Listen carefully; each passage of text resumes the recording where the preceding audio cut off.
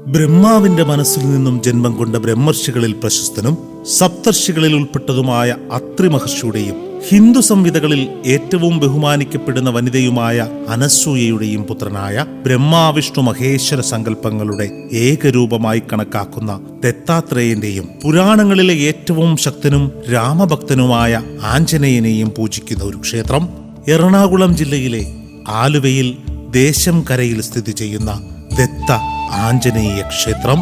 എൻ്റെ പേര് സീമ.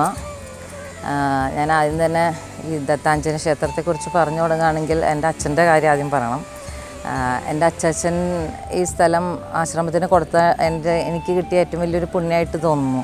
കാരണം ഈ ആശ്രമത്തിന് സ്വാമിജിക്ക് വേണ്ടി കൈമാറുമ്പോൾ ചെറിയൊരു ആശ്രമമായിട്ട് തുടങ്ങി അവസാനം ഇത്ര വലിയൊരു ക്ഷേത്രവും കാര്യങ്ങളായി തീരുമെന്ന് അന്ന് ഞങ്ങൾ സ്വാമിജി പ്രവചിച്ച പോലെ തന്നെ ആയതിൽ ഇപ്പോൾ ഞങ്ങൾക്ക് ഭയങ്കര ചാരിതാർത്ഥ്യമായിട്ട് തോന്നുന്നു. ഇവിടെ വന്ന് തൊഴുമ്പോൾ കിട്ടുന്ന എല്ലാവരും പറയുന്ന പോലെയുള്ള മനസ്സമാധാനവും ശാന്തതയും അത് തന്നെയാണ് ഈ അമ്പലത്തിൻ്റെ പ്രത്യേകത. കാര്യസിദ്ധി ആഞ്ജനേയനും പാതാളാഞ്ജനേയനും ആകാശാഞ്ജനേയനും 3 തരത്തിലുള്ള ആഞ്ജനേയ സ്വാമികളുടെ അമ്പലം ഈ കേരളത്തിൽ തന്നെ അപൂർവമാണെന്നാണ് എൻ്റെ അറിവിലുള്ളത്. പിന്നെ ആശ്രമം വന്നതോടുകൂടി അമ്പലത്തിലേക്കുള്ള ആളുകളുടെ വരവും ഇവിടുത്തെ അനുഭവങ്ങളും പറഞ്ഞറിയിക്കാൻ പറ്റാത്തതാണ്. എല്ലാവരും ഇവിടെ എഴുതി വെച്ച് പോകാറുണ്ട്. കാര്യസിദ്ധി ആഞ്ജനേയൻ്റെ നാളികേര പൂജ അതൊരു പ്രധാന വഴിപാടാണ്. 41 ദിവസത്തെ നാളികേരം കെട്ടി പ്രാർത്ഥിച്ചു കഴിഞ്ഞാൽ കാര്യസിദ്ധി ആഞ്ജനേയൻ്റെ നടക്കെ പ്രാർത്ഥിച്ചു കഴിഞ്ഞാൽ കാര്യങ്ങൾ നടക്കുന്നുള്ളതാണ് എല്ലാവരും അനുഭവസ്ഥരായിട്ടുള്ളത്. പിന്നെ ഈ എല്ലാ ഞായറാഴ്ചകളിലും ഇവിടെ ഭജൻസ് ഉണ്ട്. ട്രസ്റ്റിൻ്റെയും മെമ്പേഴ്സും എല്ലാവരും കൂടി ചേർന്നിട്ടുള്ള നാട്ടുകാരും എല്ലാവരും വന്നിട്ട് നിൽക്കുന്ന ഒരു ഭജൻസ് ഉണ്ട്. പിന്നെ എല്ലാ അത്തനാളിലും പാതാഞ്ജനേയന് അങ്ങനെ സ്പെഷ്യൽ പൂജ, ആ ദിവസം മാത്രമേ സ്പെഷ്യൽ പൂജയുള്ളൂ. കാര്യസിദ്ധി ആഞ്ജനേയന് ദിവസ പൂജകളുണ്ട്. ദത്താത്രേയനും ഗണപതിക്കും ഭഗവാനൊക്കെ നിത്യപൂജകളാണ്. അപ്പോൾ ഇവിടെ വന്ന് എല്ലാവരും അനുഭവം പങ്കുവെക്കാമെന്നാണ് എനിക്ക് പറയാനുള്ളത്. പുരാണങ്ങളിൽ ബ്രഹ്മാവിൻ്റെയും വിഷ്ണുവിൻ്റെയും മഹാദേവന്റെയും അവതാരമായി കണക്കാക്കുന്ന ദത്താത്രേയനെ ആരാധിക്കുന്ന ക്ഷേത്രങ്ങൾ കേരളത്തിൽ വളരെ ചുരുക്കമാണ്. ഇന്ത്യൻ പാരമ്പര്യത്തിൽ ഭർത്താക്കന്മാരെ സേവിച്ചുകൊണ്ട് ശക്തി നേടിയ വളരെ ശക്തരായ ധാരാളം സ്ത്രീകളുണ്ടായിരുന്നു. അവരിലൊരാളായിരുന്നു അനസൂയ.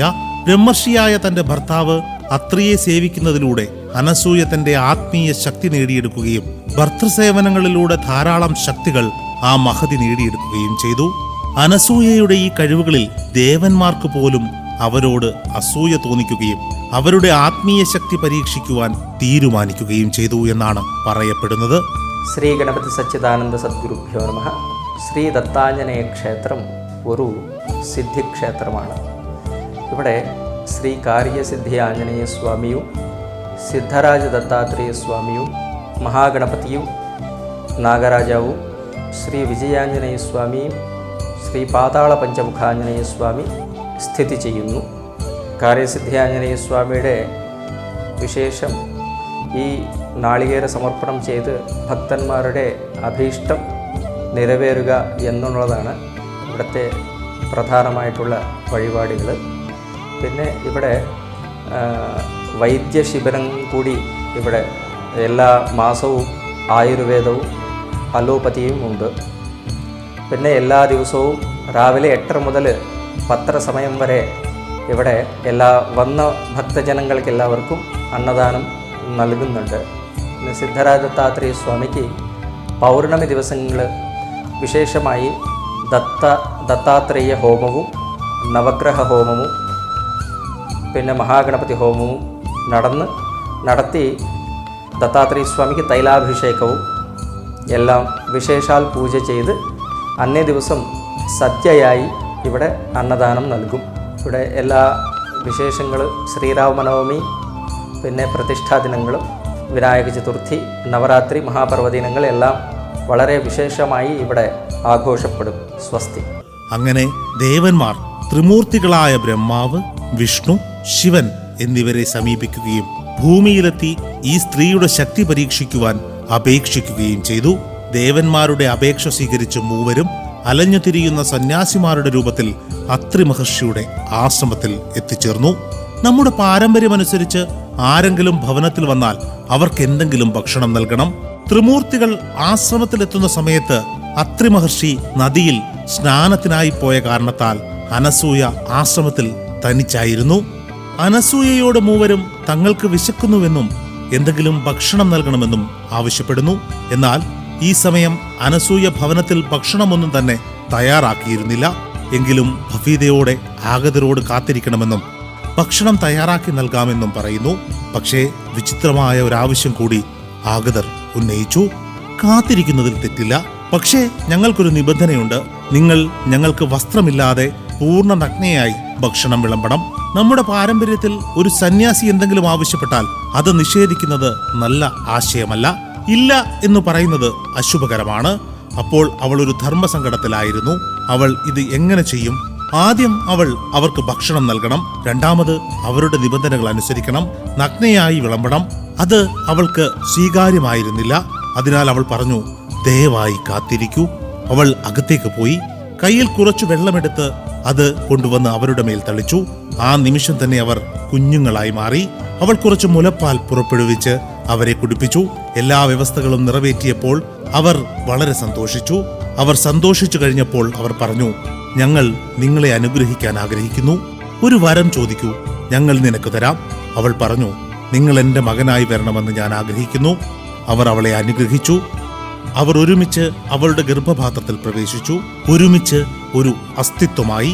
അത്ര തിരിച്ചെത്തിയപ്പോൾ സംഭവിച്ചതെല്ലാം അയാൾക്ക് മനസ്സിലായി. അവർ വളരെ സന്തോഷിച്ചു. അതാണ് നമ്മൾ ദത്താത്രേയ എന്ന് വിളിക്കുന്ന പേര്. അത്രി പറഞ്ഞു, ഈ മകൻ ഒരു ദിവസം ഈ ലോകത്തെ നയിക്കും. ദത്താത്രേയൻ ജനിക്കുമ്പോൾ അദ്ദേഹത്തിന് ബ്രഹ്മാവ്, വിഷ്ണു, ശിവൻ എന്നിങ്ങനെ 3 തലകളുണ്ടായിരുന്നു. ഈ രീതിയിൽ നിങ്ങൾക്ക് സമൂഹത്തിൽ അതിജീവിക്കാൻ പ്രയാസമാകുമെന്ന് അദ്ദേഹത്തിന്റെ അമ്മ പറഞ്ഞു. ആളുകൾ നിങ്ങളെ എളുപ്പത്തിൽ കാണുകയും തിരിച്ചറിയുകയും ചെയ്യും. അങ്ങനെ അവർ ഒരു തലയിൽ ഒതുങ്ങി. ശ്രീ ദത്ത ആഞ്ജനേയ ക്ഷേത്രത്തിലെ പ്രധാന പ്രതിഷ്ഠയായ സിദ്ധരാജ ദത്താത്രേയനും 3 തലകളാണുള്ളത്. 6 കണ്ണുകളും 6 കൈകളുമുള്ള വിഗ്രഹത്തിന് സദാ പുഞ്ചിരിക്കുന്ന മുഖമാണുള്ളത്. 5 കൈകളിൽ ശംഖ്, ചക്രം, ഡമാരു, ത്രിശൂലം, കമണ്ഡലു, കാമധേനു എന്നിവയും, ഒരു കൈ രക്ഷിക്കാനും പരിഹരിക്കാനും ആശ്വസിപ്പിക്കാനും എന്നതുപോലെ അഭയഹസ്തമായും നിലകൊള്ളുന്നു. ഒരു ക്ഷേത്രം എങ്ങനെയാവണം, അവിടെ എത്തുന്ന ഭക്തർക്ക് എന്ത് മാനസിക സന്തോഷം നൽകണം എന്നുള്ള കാര്യത്തിൽ ദത്ത ആഞ്ജനേയ ക്ഷേത്രം ഉത്തമോദാഹരണമാണ്. പ്രധാന കവാടം കടന്നകത്തേക്ക് കയറുന്ന നിമിഷം തന്നെ ഭക്തരെ സകല പീഡകളിൽ നിന്നും മോക്ഷത്തിലേക്ക് നയിക്കുന്ന മാർഗങ്ങൾ നമുക്ക് കാണുവാൻ സാധിക്കും. ഈ ആശ്രമം അല്ലെങ്കിൽ ഈ അമ്പലം 1991 ഇവിടെ ശ്രീ ശ്രീ ഗണപതി സച്ചാനന്ദ സ്വാമിജി മൈസൂർ അവധൂത പീഠം ഇവിടെ പ്രതിഷ്ഠിച്ചത്. എല്ലാവരും ചോദിക്കും, എല്ലാവരോടും പറയുകയും ചെയ്യും. അമ്പലത്തെക്കുറിച്ചുള്ള നല്ല നല്ല അനുഭവങ്ങളെല്ലാം പറയുകയും ചെയ്യും. ഏതായാലും ഇങ്ങനെ ഒരു അമ്പലം നമ്മുടെ ഇവിടെ ആലുവ ദേശം കുന്നുംപുറത്ത് വന്നത് തന്നെ ഏറെ സന്തോഷിക്കുന്നുണ്ട് ഞങ്ങളെല്ലാവരും. 3 അമ്പലമാണ് ഇവിടെ അടുത്തുള്ളത്. വന്നു കഴിഞ്ഞിട്ടുണ്ടെങ്കിൽ നമുക്ക് മനസ്സിന് എന്ത് സന്തോഷമാണെന്നറിയോ ഈ അമ്പലത്തിൽ വന്നു കഴിഞ്ഞിട്ടുണ്ടെങ്കിൽ. എല്ലാം കൊണ്ടും നല്ല അനുഭവമാണ് ഓരോരുത്തർക്ക് ഉണ്ടാവുന്നത്. എൻ്റെ വർക്കിന് വേണ്ടി ഞാൻ ആദ്യം ക്യാമ്പ് ഹനുമാൻ ഷാഹിബാഗ് അഹമ്മദാബാദിൽ അവിടുത്തെ ഹനുമാൻ ടെമ്പിളിൻ്റെ അടുത്തു നിന്നാണ് ഞാൻ ആക്ച്വലി ഒരു ഹനുമാൻ ഭക്തനായത്. അവിടുന്ന് എനിക്ക് നാട്ടിൽ കേരളത്തിൽ വന്ന് വർക്ക് ചെയ്യാനുള്ള അവസരം കിട്ടിയപ്പോൾ എൻ്റെ ഏറ്റവും വലിയ വിഷമം എന്ന് പറഞ്ഞാൽ ഇത്രയും നല്ല ഹനുമാൻ അമ്പലം എനിക്ക് ഇവിടെയും കിട്ടുമോ.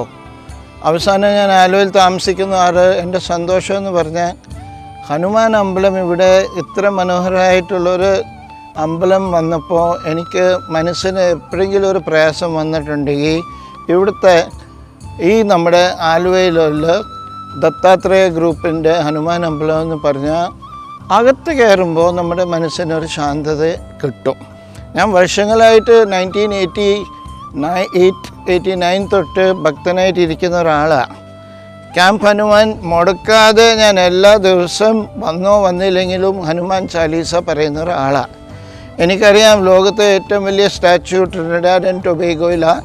വെളിയിൽ എല്ലായിടത്തും ഇത്രയും നല്ല ഹനുമാൻ്റെ നമ്മുടെ ഒരു ചിന്തയെന്ന് പറഞ്ഞാൽ ഹനുമാൻ എന്ന് പറഞ്ഞാൽ മനസ്സിന് എപ്പോഴും നമ്മുടെ ജീവിതത്തിൽ പ്രയാസങ്ങൾ വരുമ്പോൾ ഒരു ശാന്തത കിട്ടുന്ന ഒരു സ്ഥലം എന്നാണ് ശരിക്കും നമ്മുടെ ഹനുമാൻ ചാലീസയും നമ്മുടെ ഇവിടുത്തെ എല്ലാ മന്ത്രങ്ങൾ ഇവിടുത്തെ പൂജാരികൾ നമ്മളോട് പറയുമ്പോൾ നമ്മുടെ പ്രശ്നങ്ങൾ എല്ലാം തീർച്ചയായിട്ടും നമുക്ക് ഒരു റിലാക്സേഷൻ കിട്ടും. ശത്രുദോഷത്തിനും ദൃഷ്ടിദോഷത്തിനും രോഗപീഠയ്ക്കൊക്കെ ഉള്ള വഴിപാടാണ് ഇവിടെ പ്രധാനമായിട്ട് വരുന്നത്. പ്രവേശന കവാടം കടന്ന് അകത്തേക്ക് ചെല്ലുമ്പോൾ രോഗശാന്തിക്കായി പ്രാർത്ഥനയോടൊപ്പം തന്നെ സൗജന്യ ചികിത്സയ്ക്കായി ധന്വന്തരി മണ്ഡപവും ആരും വിശന്നിരിക്കരുത് എന്നുള്ള ഉദ്ദേശത്തോടു കൂടിയുള്ള സൗജന്യ അന്നദാന മണ്ഡപവും കാണാം. ക്ഷേത്രത്തിനു മുന്നിലായി പുഞ്ചിരിയോടെ ഗദാധാരിയായി നിലകൊള്ളുന്ന ആഞ്ജനേയന്റെ പൂർണ്ണകായ ശില്പം കാണുവാൻ സാധിക്കും. ക്ഷേത്ര കവാടം കടന്ന് അകത്തേക്ക് ചെല്ലുമ്പോൾ കാണാൻ സാധിക്കുന്നത് കല്ലിൽ നിർമ്മിച്ച ഭഗവാൻ സിദ്ധരാജ ദത്താത്രേയന്റെ ക്ഷേത്രമാണ്. പ്രധാന ക്ഷേത്രത്തിന്റെ ഇടതുവശത്തിനായി എന്തും പരിഹരിക്കുവാൻ സാധിക്കുമെന്നുള്ള അഭയമുദ്ര കാണുവാൻ സാധിക്കും. കൂടാതെ ഭാഗത്തിന്റെ ശാരീരികവും മാനസികവും ആത്മീയവുമായ എന്ത് തടസ്സങ്ങളെയും നീക്കം ചെയ്യുമെന്ന് ഉറപ്പു നൽകുന്ന ഒരു മഹാഗണപതി ക്ഷേത്രവും നിലകൊള്ളുന്നു. അതുപോലെ തന്നെ ക്ഷേത്രത്തിന്റെ വലതുവശത്തായി കാര്യസിദ്ധി ആഞ്ജനേയന്റെ ക്ഷേത്രവും കൂടാതെ ക്ഷേത്രത്തിന്റെ തെക്കു പടിഞ്ഞാറു ഭാഗത്തായി നാഗേന്ദ്രന്റെ ഒരു വിഗ്രഹ പ്രതിഷ്ഠയുമുണ്ട്. കൂടാതെ ക്ഷേത്രത്തിനു മുന്നിലായി നവഗ്രഹ വിഗ്രഹങ്ങളും ദർശിക്കുവാൻ സാധിക്കും.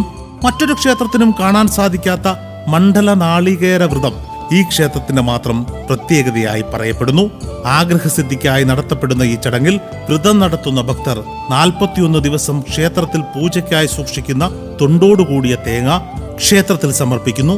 ശേഷം ഓം കാര്യസിദ്ധി ആഞ്ജനേയ സ്വാമിയേ നമഃ എന്ന മന്ത്രം 108 തവണ ജപിക്കുകയും ദിവസമോ അല്ലെങ്കിൽ സൗകര്യമനുസരിച്ചോ ക്ഷേത്രത്തിലെത്തി 41 തവണ ക്ഷേത്രത്തെ വലം വയ്ക്കുകയും ചെയ്യണമെന്നാണ് ഐതിഹ്യം. 41-ാം ദിവസം ഭക്തർ ക്ഷേത്രത്തിലെത്തി തേങ്ങ തിരികെയെടുത്ത് സ്വഭവനങ്ങളിലേക്ക് കൊണ്ടുപോയി കഴിക്കണമെന്നാണ് വിശ്വാസം. പ്രധാന ക്ഷേത്രത്തിൽ നിന്നും പുറത്തേക്ക് കടക്കുമ്പോഴാണ് കേരളത്തിലെ ഏക പാതാള പഞ്ചമുഖ ക്ഷേത്രം നമുക്ക് ദർശിക്കുവാൻ സാധിക്കുന്നത്. ഭൂമി തത്വം, പാതാള തത്വം, ആകാശതത്വം എന്നീ 3 ആഞ്ജനേയ പ്രതിഷ്ഠകളുള്ള വളരെ സവിശേഷതകളുള്ള ഒരു ക്ഷേത്രമാണ് പാതാള പഞ്ചമൂല ആഞ്ജനേയ ക്ഷേത്രം. ക്ഷേത്രത്തിന്റെ ഐതിഹ്യം ഇപ്രകാരമാണ്. അസുരനായ മഹിരാവണൻ വിഭീഷണന്റെ രൂപം സ്വീകരിച്ച് രാമഭഗവാനെയും ലക്ഷ്മണ ഭഗവാനെയും പാതാള ലോകത്തേക്ക് തട്ടിക്കൊണ്ടുപോവുകയും ഈ വിവരമറിഞ്ഞ ആഞ്ജനേയ സ്വാമി സൂക്ഷ്മരൂപം സ്വീകരിച്ച് പാതാളത്തിലെത്തുകയും തുടർന്ന് പഞ്ചമുഖ ആഞ്ജനേയ രൂപം സ്വീകരിച്ച് മഹിരാവണനെ വധിച്ച് രാമലക്ഷ്മണ ഭഗവാന്മാരെ വീണ്ടെടുത്തു എന്നതാണ് ഐതിഹ്യം. ദേവസ്ഥാനത്തിൽ മറ്റൊരു ക്ഷേത്രവിശേഷവുമായി അടുത്ത അധ്യായത്തിൽ കാണാം.